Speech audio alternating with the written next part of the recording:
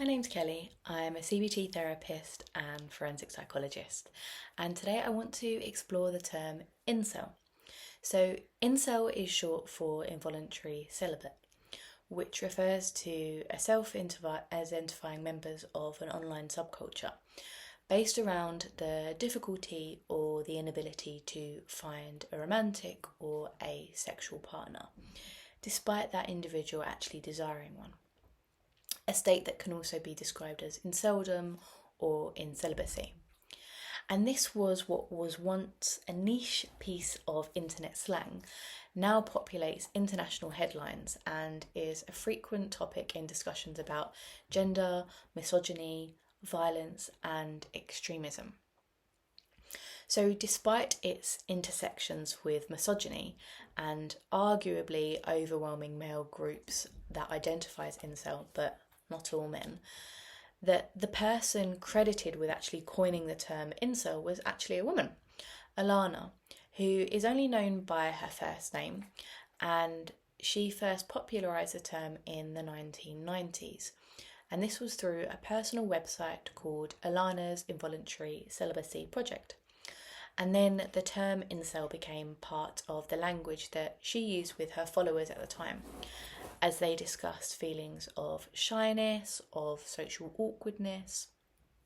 However, as the term spread, it began to take on different meanings. And with a term like incel and with any other terms of identity, the definition lies with how the people use it to describe themselves and others. But an important note is that it should be seen as something that's on a spectrum. So just because someone identifies with this term doesn't mean that they are always violent or misogynistic, despite perhaps what's actually discussed in the media. So there was a study published in 2022 in the Journal of Current Psychiatric Reports, and this was filed in the National Library of Medicine.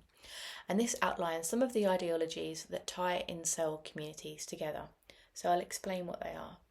First, that there is an appearance-based hierarchy in which how an individual looks is considered the most essential key to both sexual relationships and also a person's place within society.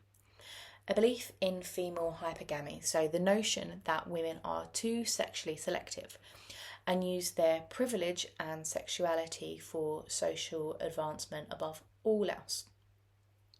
And then a dislike of feminism.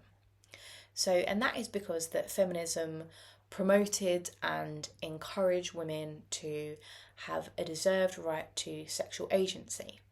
And there have been much discussion in incel forums dedicated to the actual reversal of gender equity, many of whom propose the solutions involve some form of coercion, rape, or a complete return to enforced monogamy under strict patriarchal rule. And that was from the study in 2022. But as I said, violence shouldn't always be paired with incels. So why do people think that the term incel or identifying with incel is so dangerous? So what we know is isolation, bitterness, and misogynistic thinking that often characterises incel culture, which arguably can lead incels to align themselves with increasingly more extreme beliefs. And experts and studies have noticed that in the incel community, it frequently intersects with far-right ideologies. And over the past 10 years or so, there have been several incidents of mass violence that have been perpetrated by men who identified themselves as incels or publicised their belief in male supremacy. But there is also the potential for personal violence in the form of self-harm and suicide amongst incels, given the prevalence of these themes in incel discussions in research that has actually looked at those discussions and those forum boards.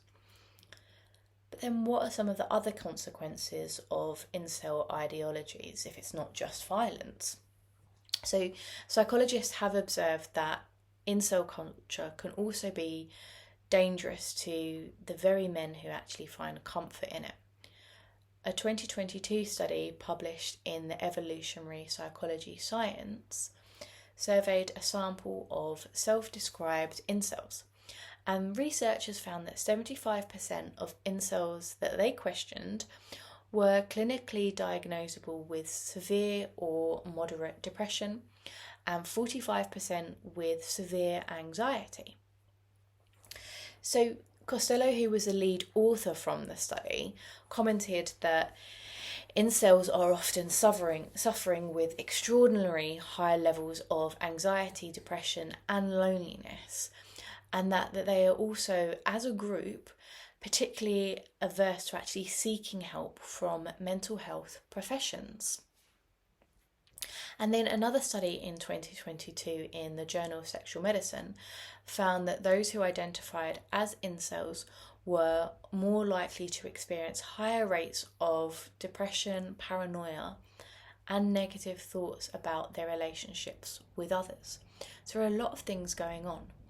Dr. Chocker, who was the lead author of that study, concluded that these negative psychopathological factors contribute to extreme incel behaviour, and the treating that the core reasons that people search out such identities could help to mitigate the dangers that such behaviours may pose. And now, although the research in this area is increasing, we still need to know more about this group and the potential frameworks that may be of benefit to them. So I hope that this video has helped to maybe explain this phenomenon or this group, this identity in a little bit more detail. As I said, there is continually research being undertaken, so I hope you found it useful almost as an introduction. Please like and subscribe and let me know what other videos you would like to see me do next.